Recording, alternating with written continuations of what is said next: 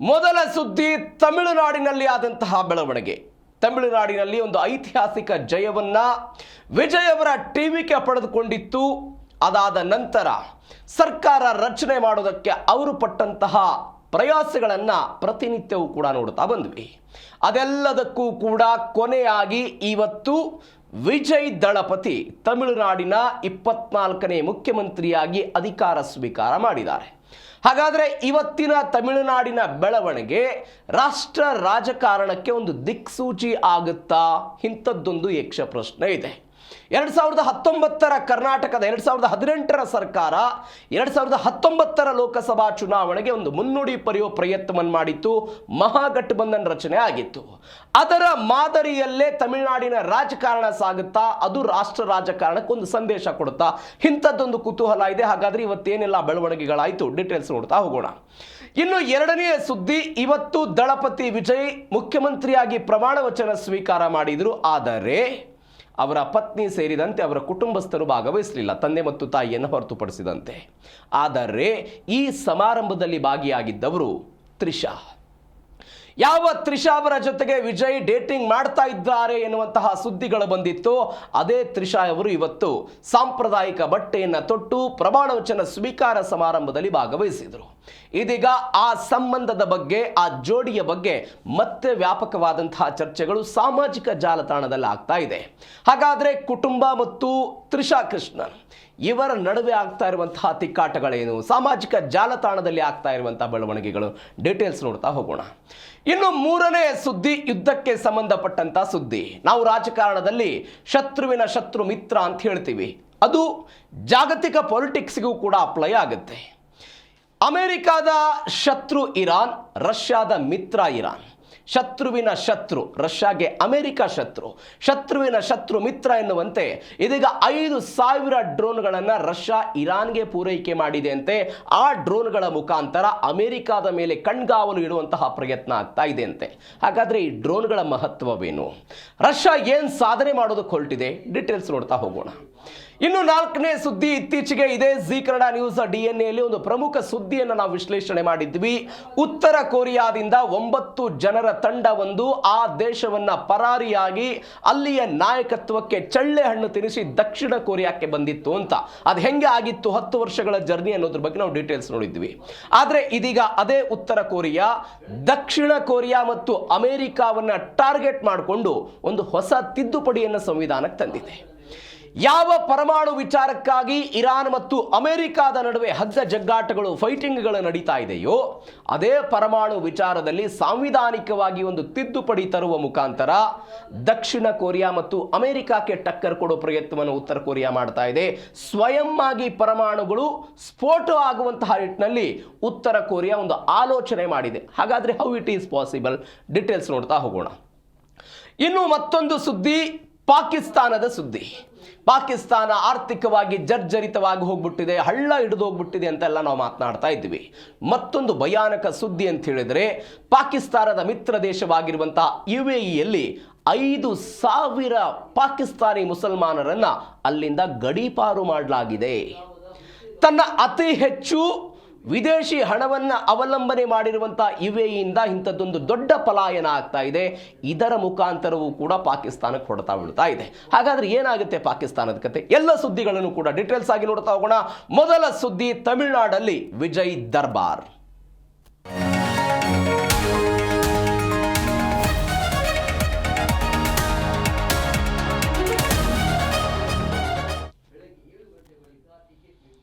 ತಮಿಳುನಾಡಿನ ರಾಜಕಾರಣ ಈ ಹಿಂದೆ ಮದ್ರಾಸ್ ರಾಜ್ಯವಾಗಿತ್ತು, ಅದಾದ ನಂತರ ತಮಿಳುನಾಡಾಯಿತು. DK ಎನ್ನುವಂತಹ ಸಂಘಟನೆ ಪರಿಹಾರವರದ್ದು, ಅದಾದ ನಂತರ DMK ಆದ ನಂತರ 1972ರಲ್ಲಿ AIDMK ಸ್ಥಾಪನೆ ಆಗಿದ್ದು.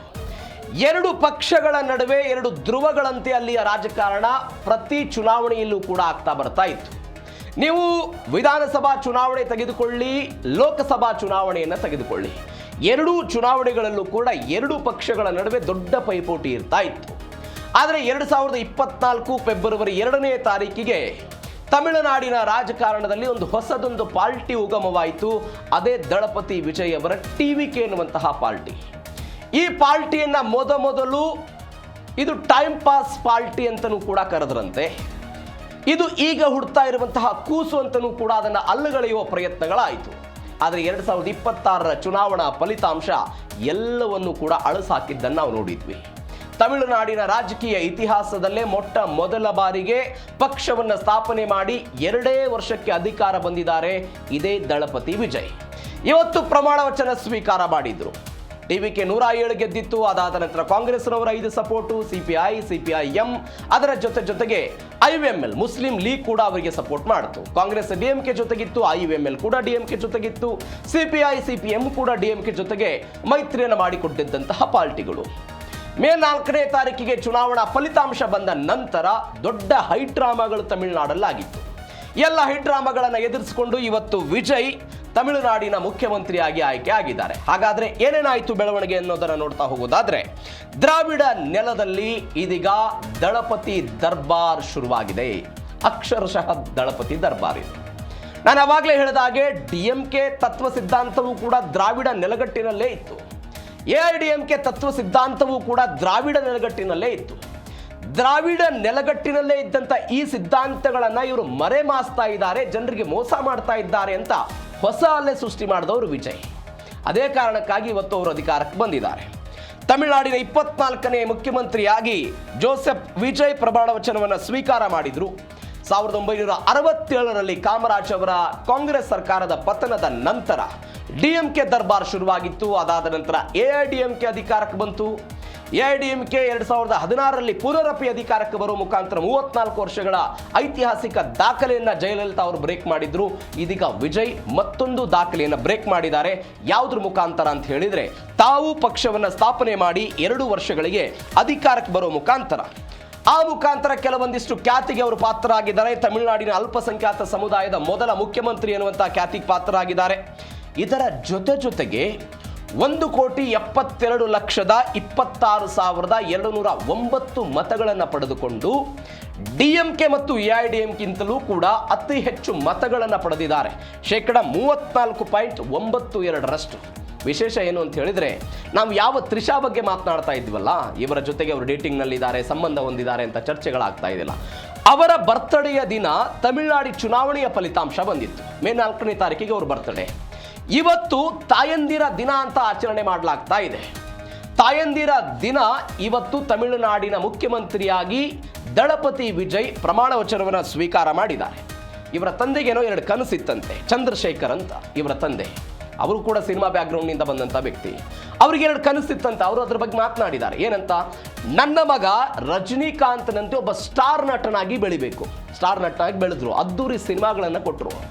ಆ ಸಿನಿಮಾಗಳನ್ನು ಬಳಸಿಕೊಂಡು ಸಮಾಜದ ಅಂಕು ಡೊಂಕುಗಳನ್ನು ತಿದ್ದಿ ಅದಕ್ಕೆ ಒಂದು ರಾಜಕೀಯ ವೇದಿಕೆಯಾಗಿ ಅದನ್ನು ಕನ್ವರ್ಟ್ ಮಾಡಿಕೊಳ್ಳೋ ಪ್ರಯತ್ನವನ್ನು ಮಾಡಿದ್ರು. ಮುಂದುವರೆದು 2ನೇ ಕನಸು ಹೇಳ್ತಾರೆ ಅವರು, ಅದೇ ಸಿನಿಮಾದ ಮುಖಾಂತರ ಈ ವ್ಯಕ್ತಿ ತಮಿಳುನಾಡಿನ ಮುಖ್ಯಮಂತ್ರಿ ಆಗಬೇಕು ಎನ್ನುವಂತಹ ಒಂದು ಬಯಕೆ ನನ್ನದಿತ್ತು. ಆ ಬಯಕೆ ಇವತ್ತು ನನ್ನದು ಈಡೇರಿದೆ ಅಂತ. ಯಾರ ಮಾತಿದು? ದಳಪತಿ ವಿಜಯ್ ಅವರ ತಂದೆಯ ಮಾತಿದು. ಇದರ ಜೊತೆಗೆ ಅವರ ತಾಯಿಯೂ ಕೂಡ ಹರ್ಷವನ್ನು ವ್ಯಕ್ತಪಡಿಸಿ ನನ್ನ ಮಗ ತಮಿಳುನಾಡಿನ ಮುಖ್ಯಮಂತ್ರಿ ಆಗಿದ್ದಾರೆ ಅಂತ ಖುಷಿಯೆಲ್ಲ ಪಟ್ಟಿದ್ದಾರೆ. ನಾವು ಮೊನ್ನೆ ಒಂದು ಸುದ್ದಿ ನೋಡಿದ್ವಿ. 2021ನೇ ಇಸ್ವಿಯಲ್ಲಿ ಇದೇ ದಳಪತಿ ವಿಜಯ್ ಅವರ ತಂದೆ ವಿಜಯ್ ಅವರ ಹೆಸರಿನಲ್ಲಿ ಒಂದು ಪೊಲಿಟಿಕಲ್ ಪಾರ್ಟಿಯನ್ನ ಚುನಾವಣಾ ಆಯೋಗದಲ್ಲಿ ರಿಜಿಸ್ಟರ್ ಮಾಡೋಕೆ ಹೋದಾಗ ಇದೇ ತಂದೆ ತಾಯಿಯ ವಿರುದ್ಧ ನ್ಯಾಯಾಲಯದಲ್ಲಿ ಮೊಕದ್ದಮೆ ಹೂಡಿದ್ದಂತಹ ವಿಜಯ್ ಇವತ್ತು ಪೊಲಿಟಿಕಲ್ ಪಾರ್ಟಿಯನ್ನು ಕಟ್ಟಿ ತಮಿಳುನಾಡಿನ ಮುಖ್ಯಮಂತ್ರಿ ಆಗಿರೋದು ಒಂದು ಐತಿಹಾಸಿಕ ಸಂಗತಿ ಅಂತ ಹೇಳ್ಬೋದು. ಯಾಕಂದರೆ 1972ರಲ್ಲಿ AIDMK ಸ್ಥಾಪನೆ ಆಯಿತು. ಅಧಿಕಾರಕ್ಕೆ ಬರೋದಕ್ಕೆ 5 ವರ್ಷ ಹೋಯಿತು. 1972ರ ಚುನಾವಣೆಯಲ್ಲಿ AIDMK ಗೆದ್ದಿದ್ದನ್ನು ನೋಡಿದ್ದೇವೆ.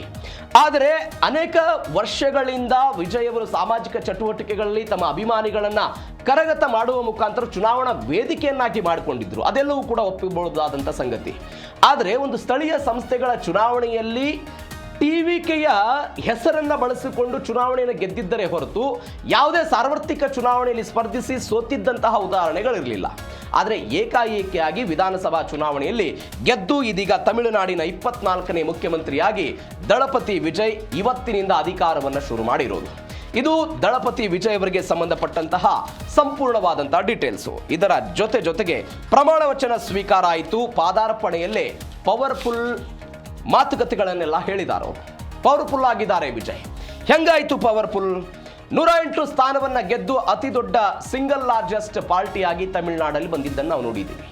ನಾನು ಮೊನ್ನೆಯೂ ಕೂಡ ಹೇಳ್ತಾ ಇದ್ದೆ, AIADMK 77ರ ಚುನಾವಣೆಯಲ್ಲಿ ಮೊದಲ ಚುನಾವಣೆಯನ್ನು ಎದುರಿಸಿದಾಗ ಅವರು ಗೆದ್ದಿದ್ದಂತಹ ಸ್ಥಾನಗಳು 130, 234 ಪೈಕಿ 130 ಗೆದ್ದಿದ್ರು. ಆದರೆ ಇವತ್ತು ಇದೇ ದಳಪತಿ ವಿಜಯ್ ಅವರ ಪಾರ್ಟಿ ಯಾಕೆ 107 ಗೆತ್ತು ಅಂತ ಹೇಳಿದ್ರೆ, ಅನೇಕ ಕಡೆಗಳಲ್ಲಿ ಕಡಿಮೆ ಮಾರ್ಜಿನ್ಗಳಲ್ಲಿ ಸೋಲುವ ಪ್ರಯತ್ನಗಳಾಗಿದೆ. ಹೀಗಾಗಿ 108 ಅವರು ಗೆದ್ರು. ಕಾಂಗ್ರೆಸ್ ಮತ್ತು ಎಡಪಕ್ಷಗಳ ಬೆಂಬಲದೊಂದಿಗೆ 120 ಶಾಸಕರ ಬಲವನ್ನು ವಿಜಯ್ ಅವರು ಪಡೆದುಕೊಂಡಿದ್ದಾರೆ. ಕಾಂಗ್ರೆಸ್ ಸಪೋರ್ಟ್ ಮಾಡ್ತು 5 ಸ್ಥಾನ, CPIM ಸಪೋರ್ಟ್ ಆಯಿತು, IVML ಸಪೋರ್ಟ್ ಆಯಿತು, VCK ಕೂಡ ಸಪೋರ್ಟ್ ಆಯಿತು. ಕೆಲವೊಂದಿಷ್ಟು ಜನ ಬಾಹ್ಯ ಬೆಂಬಲವನ್ನು ಕೊಟ್ಟಿದ್ದಾರೆ, ಕೆಲವೊಂದಿಷ್ಟು ಜನ ಅವರ ಜೊತೆ ಮೈತ್ರಿಯನ್ನು ಮಾಡಿಕೊಂಡಿದ್ದಾರೆ. ಇದು ವಿಜಯ್ ಅವರಿಗೆ ಸಿಕ್ಕಂತಹ ಒಟ್ಟಾರೆ ಸಂಪೂರ್ಣ ಬಹುಮತ ಅಂತ ಹೇಳ್ಬೋದು. ಆದರೆ ಇಷ್ಟಕ್ಕೆ ಸೀಮಿತ ಆಗುತ್ತಾ ಇದು ಗೊತ್ತಿಲ್ಲ. ಯಾಕಂದರೆ ತಮಿಳುನಾಡಿನ ರಾಜಕಾರಣವನ್ನು ಯಾರೂ ಕೂಡ ಅಲ್ಲಗಳೆಯೋದಕ್ಕೆ ಸಾಧ್ಯ ಇಲ್ಲ.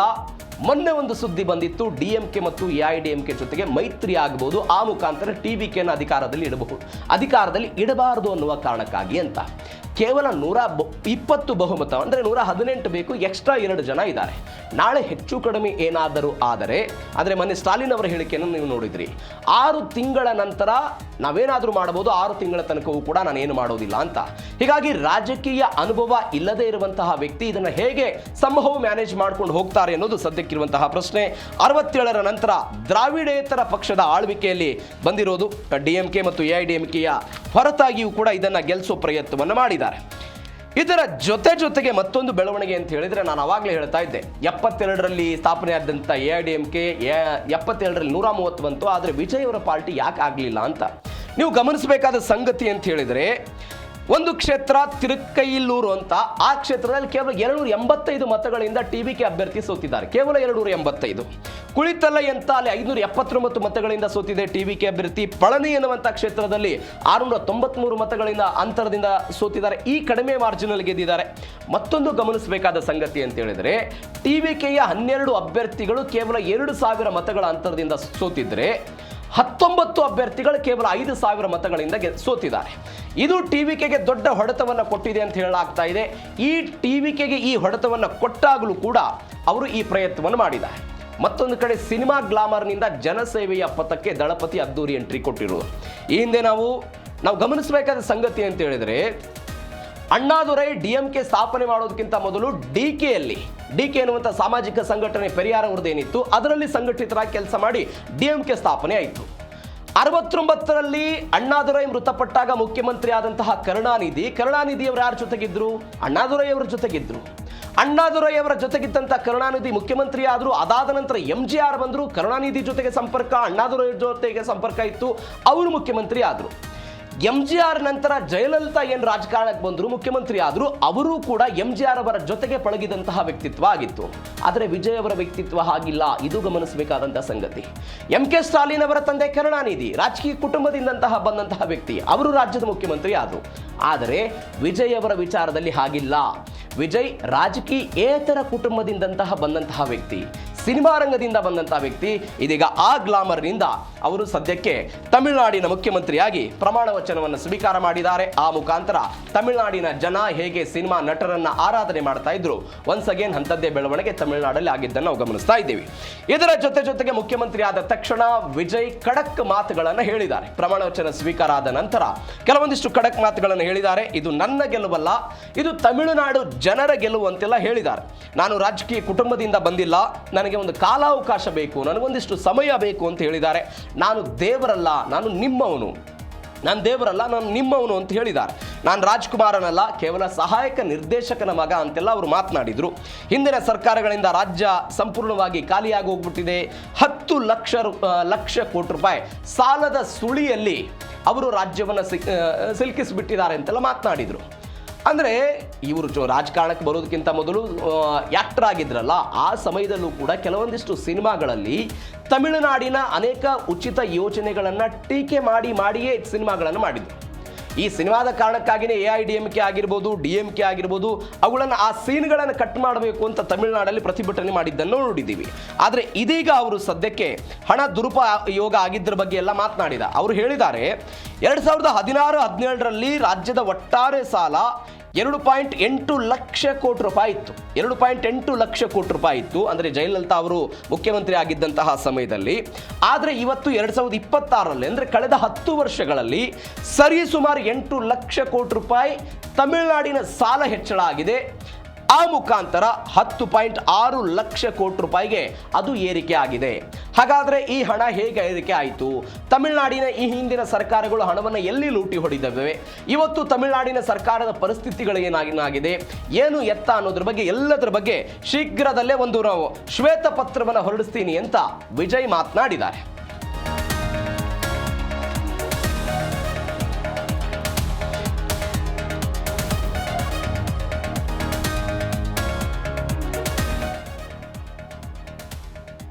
ತಮಿಳುನಾಡಿಗೆ ಇವತ್ತೊಂದು ಐತಿಹಾಸಿಕ ದಿನ.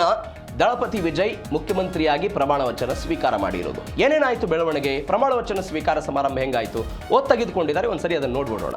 முதலமைச்சர் என்ற முறையில் சி ஜோசப் விஜய் எனும் நான்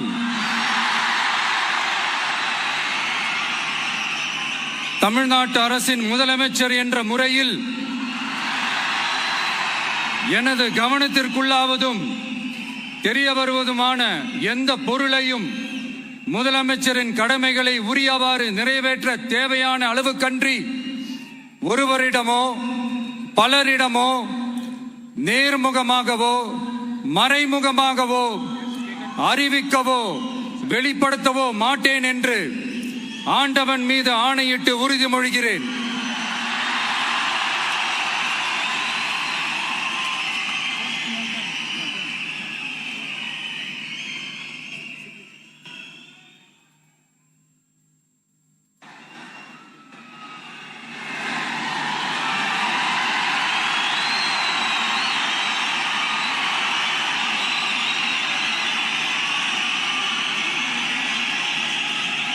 சி ஜோசப் விஜய் எனும் நான்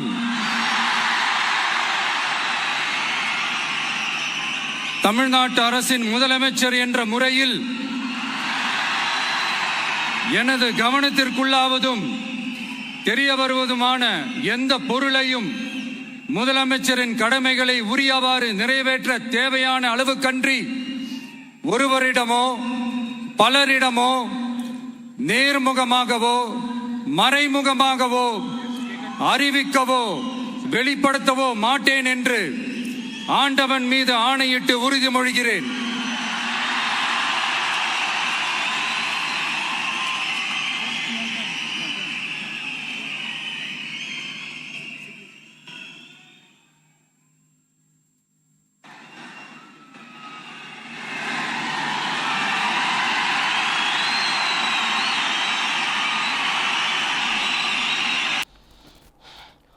ಮತ್ತೊಂದು ಕಡೆ ದಳಪತಿ ಪಟ್ಟಾಭಿಷೇಕಕ್ಕೆ ತ್ರಿಷಾ ಕಳೆ ಇತ್ತು.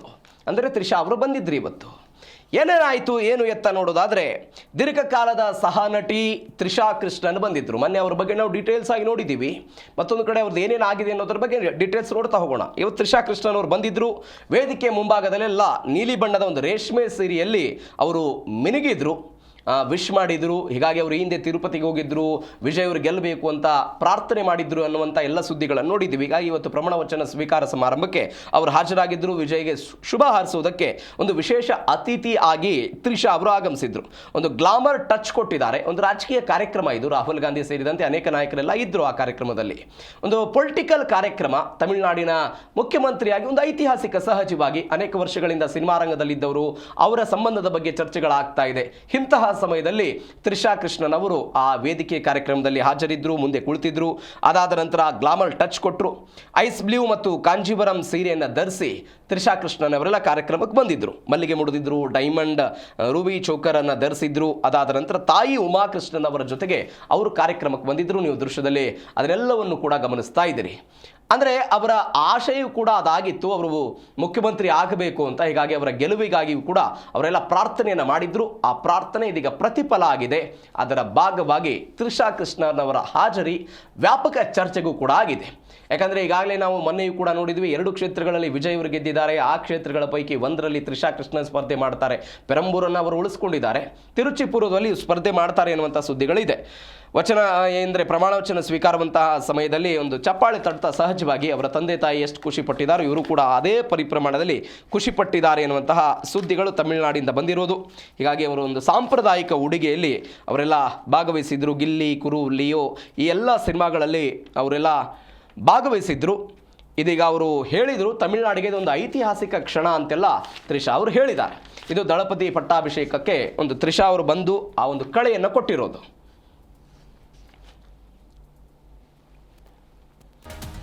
ಇದು ತಮಿಳುನಾಡಿನ ಇವತ್ತಿನ ಬೆಳವಣಿಗೆಯಲ್ಲಿ ತ್ರಿಷಾ ಅವರು ಭಾಗವಹಿಸಿದ್ದರ ಬಗ್ಗೆ.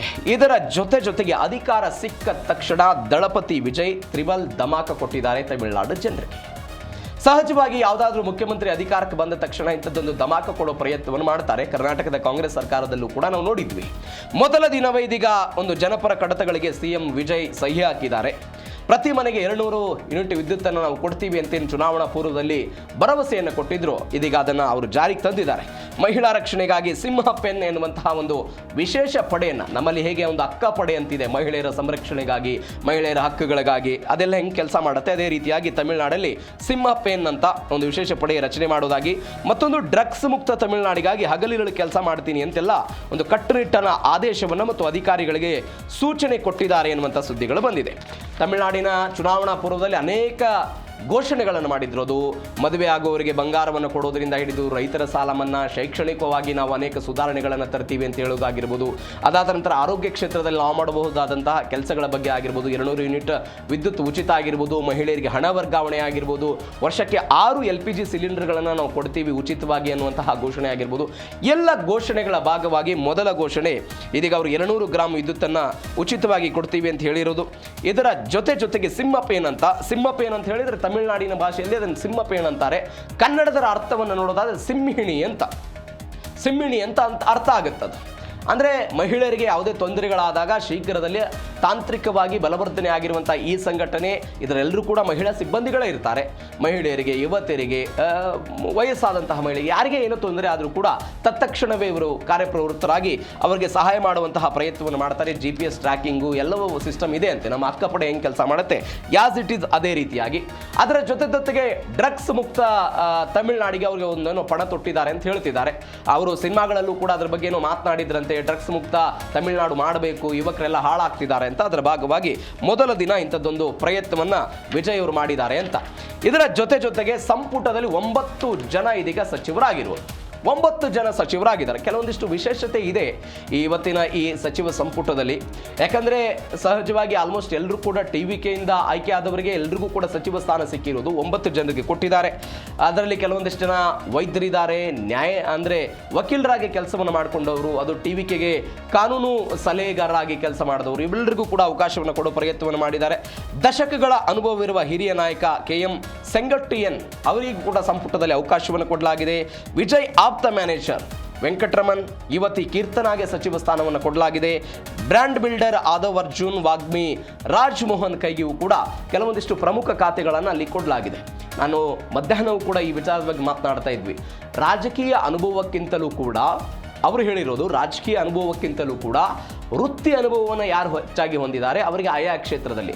ಇದೀಗ ವೈದ್ಯರಾಗಿರೋರಿಗೆ ಆರೋಗ್ಯ ಖಾತೆ ಕೊಟ್ಟಿರೋದು. ಕಾನೂನಾತ್ಮಕವಾಗಿ ಹೆಚ್ಚು ಪಾಂಡಿತ್ಯವನ್ನು ಹೊಂದಿರುವಂತಹ ವ್ಯಕ್ತಿಗೆ ಕಾನೂನು ಮತ್ತು ಸಂಸದೀಯ ವ್ಯವಹಾರಗಳ ಖಾತೆಯನ್ನು ಕೊಟ್ಟಿರೋದು. ಇದೇ ಪ್ರಯತ್ನವನ್ನು ತಮಿಳುನಾಡಲ್ಲಿ ಇವತ್ತು ವಿಜಯ್ ಅವರು ಮಾಡಿದ್ದಾರೆ. ಆ ಮುಖಾಂತರ ಹೊಸಬರಿಗೆ ಅವಕಾಶಗಳನ್ನು ಕೊಟ್ಟು ಒಂದು ಸಮತೋಲಿತ, ಅದು ಜಾತಿ ಆಧಾರಿತ ಆಗಿರ್ಬೋದು, ಹೊಸಬರು ಹಳಬರು ಎಲ್ಲ ವಿಚಾರದಲ್ಲೂ ಕೂಡ ಒಂದು ಸಮತೋಲನವನ್ನು ಕಾಯ್ಕೊಳ್ಳೋ ಪ್ರಯತ್ನವನ್ನು ಮಾಡಿದ್ದಾರೆ. ದಂತ ವೈದ್ಯರಾದಂಥ ಡಾಕ್ಟರ್ ಪ್ರಭು, IRSನ ಮಾಜಿ ಅಧಿಕಾರಿ ಅರುಣ್ ರಾಜ್ ಅವರಿಗೆ ವೃತ್ತಿಪರರಿಗೆ ಆದ್ಯತೆ ಕೊಡಲಾಗಿದೆ. ಇದರ ಜೊತೆಗೆ ವಿಜಯ್ ಅವರ ಆಪ್ತ ಮ್ಯಾನೇಜರ್ ಅರ್ಜುನ್ ಮತ್ತು ವಾಗ್ಮಿ, ರಾಜ್ಮೋಹನ್ ಇವರೆಲ್ಲರಿಗೂ ಕೂಡ ಪ್ರಮುಖ ಖಾತೆಗಳನ್ನು ಕೊಡುವ ಮುಖಾಂತರ ಒಂದು ಸಾಮಾನ್ಯ ಕಾರ್ಯಕರ್ತರಿಗೂ ಕೂಡ ಒಂದು ಉನ್ನತ ಸ್ಥಾನಗಳನ್ನು ಕೊಡಲಾಗಿದೆ ಎನ್ನುವಂತಹ ಸುದ್ದಿಗಳು ಸದ್ಯಕ್ಕೆ ಬಂದಿರೋದು. ಅಂದರೆ ಇತ್ತೀಚೆಗೆ ಒಂದು ಸುದ್ದಿ ಬಂದಿತ್ತು, ದಳಪತಿ ವಿಜಯ್ ಅವರ ಕಾರು ಚಾಲಕ ಏನಿದ್ರು ಅವರ ಪುತ್ರನಿಗೆ ಟಿಕೆಟ್ ಕೊಟ್ಟು ಗೆಲ್ಸ್ಕೊಂಡು ಬರುವ ಪ್ರಯತ್ನಗಳಾಗಿದೆ ಅಂತ. ಅದೇ ಮಾದರಿಯಲ್ಲಿ ಸಚಿವ ಸಂಪುಟದಲ್ಲೂ ಕೂಡ ಹೀಗೆ ಕಾರ್ಯಕರ್ತರಿಗೆ ಅವಕಾಶವನ್ನು ಕೊಟ್ಟಿದ್ದೀವಿ ಅನ್ನೋ ಒಂದು ಮೆಸೇಜನ್ನು ಕೊಡೋ ಪ್ರಯತ್ನವನ್ನು ದಳಪತಿ ವಿಜಯ್ ಮಾಡಿದ್ದಾರೆ. ಇದು ದಳಪತಿ ವಿಜಯ್ ಅವರ ಸಂಪುಟದಲ್ಲಿರುವಂತಹ 9 ಸಚಿವರುಗಳಾಯಿತು. ಇದರ ಜೊತೆಗೆ ರಾಷ್ಟ್ರ ರಾಜಕಾರಣದ ದಿಕ್ಸೂಚಿ ಬದಲಿಸ್ತಾರಾ ದಳಪತಿ ಅಂತ. ನಾನು ಆವಾಗಲೇ ಹೇಳಿದೆ 2018 ಕರ್ನಾಟಕ ವಿಧಾನಸಭಾ ಚುನಾವಣೆಯಲ್ಲಿ ಕಾಂಗ್ರೆಸ್ ಮತ್ತು JDS ಮೈತ್ರಿ ಆದಾಗ ಕುಮಾರಸ್ವಾಮಿ ಅವರು ಮುಖ್ಯಮಂತ್ರಿ ಆದರು. 2019 ಲೋಕಸಭಾ ಚುನಾವಣೆ ಇತ್ತು. ಹೀಗಾಗಿ BJP ವಿರುದ್ಧ ನಾವು ಫೈಟ್ ಮಾಡಬೇಕು ಅನ್ನೋ ಕಾರಣಕ್ಕಾಗಿ ಬೆಂಗಳೂರಿನ ವಿಧಾನಸೌಧದ ಮೆಟ್ಟಿಲುಗಳ ಮೇಲೆ ಅಖಿಲೇಶ್ ಯಾದವ್ ಆಗಿರ್ಬೋದು, ಮಾಯಾವತಿ ಆಗಿರ್ಬೋದು, ಇವತ್ತಿನ ಮಾಜಿ ಮುಖ್ಯಮಂತ್ರಿ ಮಮತಾ ಬ್ಯಾನರ್ಜಿ, ಸ್ಟಾಲಿನ್ ಇವರೆಲ್ಲರೂ ಕೂಡ ಸೇರಿಕೊಂಡು ಕೈ ಎಲ್ಲ ಮೇಲೆತ್ತಿ ಮಹಾಗಠಬಂಧನ ಮಾಡಿಕೊಂಡು BJP ವಿರುದ್ಧ ಹೋರಾಟ ಮಾಡೋ ಪ್ರಯತ್ನವನ್ನು ಮಾಡಿದರು. ಒಂದ್ಸಗೆ ತಮಿಳುನಾಡಿನ ರಾಜಕಾರಣ ಅಂತದ್ದೇ ಬೆಳವಣಿಗೆ ಕಾರಣ ಆಗುತ್ತೆ ಅಂತ ಹೇಳ್ತಿದ್ದಾರೆ. ಯಾಕಂದರೆ DMKಯಿಂದ ಹೊರಗೆ ಬಂದಿದ್ದಾರೆ ಅವರು, BJPಯನ್ನು ದೂರ ಇಡಬೇಕು, AIDMKನ ದೂರ ಇಡಬೇಕು ಅಂತ. ಹೀಗಾಗಿ ಒಂದು ಹೊಸ ಮೈತ್ರಿಯ ಮುನ್ಸೂಚನೆ. 67ರ ನಂತರ ಕಾಂಗ್ರೆಸ್ ಹೀನಾಯವಾಗಿ ಸೋತ್ಕೊಂಡು ಬಂದಿದ್ದಂತಹ ರಾಜ್ಯ ಇದು. ಅಂದರೆ ಇಡೀ ದೇಶದಲ್ಲಿ ಸ್ವತಂತ್ರ ಚಳುವಳಿಯ ನಂತರ ತಮಿಳುನಾಡಲ್ಲಿ ಒಂದು ಅಸ್ತಿತ್ವದ ಸರ್ಕಾರವನ್ನು ಹೊಂದಿದ್ದಂತಹ ಕಾಂಗ್ರೆಸ್ ಕಾಮರಾಜ್ ಅವರ ನಂತರ ಸರ್ಕಾರ ಪತನ ಆಗಿ ಹೋಗ್ಬಿಡ್ತು. ನಾನು ಮೊನ್ನೆಯೂ ಕೂಡ ಹೇಳಿದೆ, ಕಾಮರಾಜ್ ಅವರು ಅತ್ಯಂತ ಹಿರಿಯ ನಾಯಕನಾಗಿದ್ರು ಕೂಡ ಒಬ್ಬ ವಿದ್ಯಾರ್ಥಿ ಲೀಡರ್ ಎದುರುಗಡೆ ಚುನಾವಣೆಯನ್ನು ಸೋತ್ ಬಿಡ್ತಾರೋ. ವಿದ್ಯಾರ್ಥಿ ಲೀಡರ್ 27 ವರ್ಷ ಇರುತ್ತೆ ಆ ವ್ಯಕ್ತಿಗೆ. ಆ ವ್ಯಕ್ತಿಯ ವಿರುದ್ಧ ಕಾಮರಾಜ್ ಅವರು ಚುನಾವಣೆಯನ್ನು ಸೋತ ನಂತರ ಕಾಂಗ್ರೆಸ್ ಅಲ್ಲಿ ಹೀನಾಯವಾಗಿ ಹೋಗೋ ಪ್ರಯತ್ನ ಆಯಿತು. ಇದೀಗ ಒಂದು ಮುನ್ಸೂಚನೆ ಮಾಡೋ ಪ್ರಯತ್ನವನ್ನ, ಅಂದ್ರೆ ಕಾಂಗ್ರೆಸ್ ಅನ್ನ ಪುನರಪಿ ಅಧಿಕಾರಕ್ಕೆ ತರೋ ಪ್ರಯತ್ನ ತಮಿಳುನಾಡಿನಿಂದ ಶುರುವಾಗುತ್ತಾ? ಇದು ಸದ್ಯಕ್ಕಿರುವಂತಹ ಪ್ರಶ್ನೆ. ಹೀಗಾಗಿ ಒಂದು ರಾಷ್ಟ್ರ ರಾಜಕಾರಣಕ್ಕೆ ಒಂದು ಮೆಸೇಜ್ ಕೊಡೋ ಪ್ರಯತ್ನವಂತೂ ಕಾಂಗ್ರೆಸ್ ಮತ್ತು TVK ಮಾಡ್ತಾ ಅನ್ನೋದು ಸದ್ಯಕ್ಕಿರುವಂತಹ ಕುತೂಹಲ.